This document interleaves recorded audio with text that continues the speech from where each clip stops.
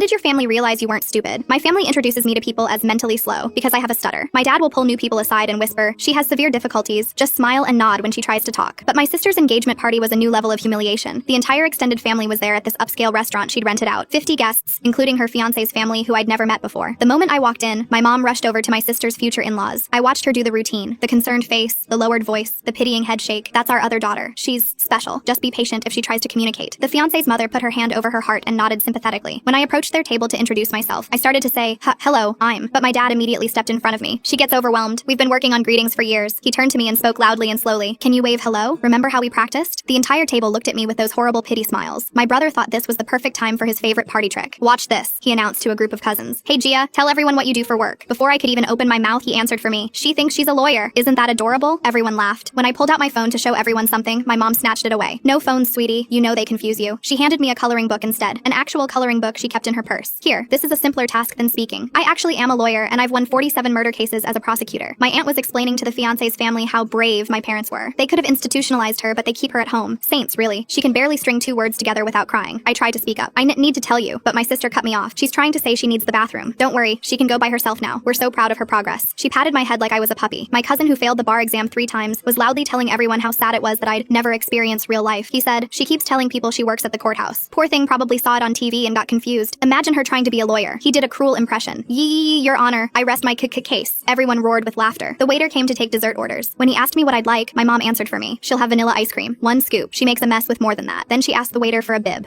The waiter looked confused, but brought one anyway. My phone was buzzing constantly in my mom's purse. I could see it lighting up with call after call. Mom noticed and turned it off completely. Probably spam calls. She signs up for things she doesn't understand. That's when the restaurant door burst open. 3 police officers walked in, scanning the room urgently. Everyone went silent. My dad stood up nervously. "Is there a problem, officers?" The lead officer spotted me and walked straight over. "We've been trying to reach you for an hour. There's been an emergency." My aunt laughed nervously. "Officers, you're confused. This is my niece. She has special needs. She can't even tie her own shoes." The officer looked at her, then back at me. "Ma'am, are you not ADA Giovanna Padilla, the lead prosecutor who just finished the triple homicide trial?" My mom stepped forward. "This is impossible. She's mentally disabled. Show them, sweetie. Try to count to 10. The younger officer's eyes went wide. "Wait, you're the prosecutor from last month? The one who gave that 8-hour closing argument?" Not a single stutter. The judge said it was the most brilliant prosecution he'd seen in 30 years. My sister dropped her champagne glass. It shattered on the floor. The third officer stepped forward. "You convicted my brother's killer last year." I sat in that courtroom for every minute. 12 hours of cross-examination without a single hesitation. My dad's face went white. But she can't even order food without crying." "Not in court," I said, my voice suddenly clear and strong. "Never in court. When I'm defending justice, when victims' families are counting on me, my voice has never failed." The lead officer interrupted. "We need you immediately. The governor's personally requesting you for an emergency grand jury. A family of 4 was murdered. You're the only prosecutor they trust with this." My cousin's mouth was hanging open. I stood up, removed the bib, and handed it to my speechless mother. "The state rests," I said clearly, then walked